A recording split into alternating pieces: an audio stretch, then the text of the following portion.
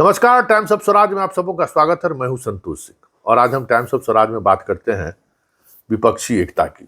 जी हाँ, विपक्षी एकता की जिस मुहिम की चर्चा इन दिनों चल रही थी कि पटना में बैठक होनी है, 12 जून को बैठक होगी, शरद पवार आ रहे हैं, उद्धव ठाकरे आ रहे हैं, ममता बनर्जी ने भी अपनी सहमति दे दी है।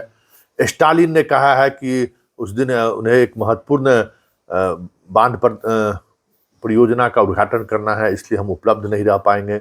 अखिलेश अभी भी चुप्पी साधे हुए हैं। केजरीवाल अपने अलग तरीके से इस सम्मेलन में शामिल हों, इसको लेकर अभी तक स्पष्ट तौर पर कुछ नहीं बोल पाए हैं।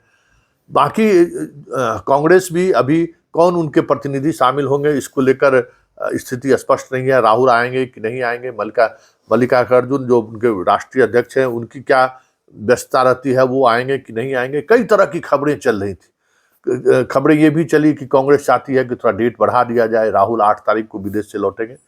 लेकिन इन सब के बीच अमेरिका में जो राहुल का बयान आया है, वो बयान जता रहा है कि नीतीश की इस मुहिम के साथ पूरी कांग्रेस पार्टी किस तरीके से खड़ी है। चिदम्बरम का बयान तो महत्वपूर्ण था ही, संजय राउत का बयान तो महत्वपूर्ण था ही, वो भी कुछ न कुछ संकेत दे रहे थे।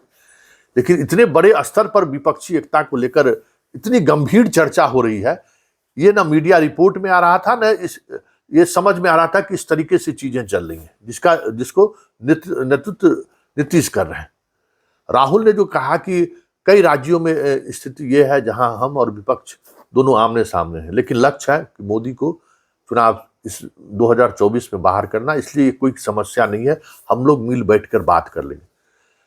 उस प्रेस कॉन्फ्रेंस में कई ऐसी बात उन्होंने विपक्षी एकता को लेकर कही कि अंदर करेंट है, बस सिर्फ हम लोगों को एक साथ चुनावी मैदान में उतरने की जरूरत है। मोदी के खिलाफ जबरदस्त माहौल है और उस माहौल को हम तभी रिजल्ट में बदल सकते हैं जब हम सब लोग एक साथ चुनाव लड़ेंगे।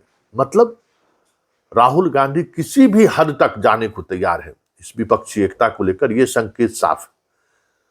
और हमें लगता है कि आने वाले समय में ये चीजें और बड़े स्तर पर, बड़े फलक पर दिखाई दे तो कोई बड़ी बात नहीं है, क्योंकि राहुल के इस बयान का मतलब है कि तेलंगाना में भी बातचीत चल सकती है, आंध्र प्रदेश में भी बातचीत चल सकती है, नवीन पटनायक से भी फिर से बातचीत किया जा सकता है। इस अरविंद केजरीवाल से जो बातचीत की दूरी बनाकर रखा गया है, हो सकता है कि उनसे भी बातचीत की जा सके, क्योंकि राहुल ने कुछ इसी अंदाज में संकेत दिया है।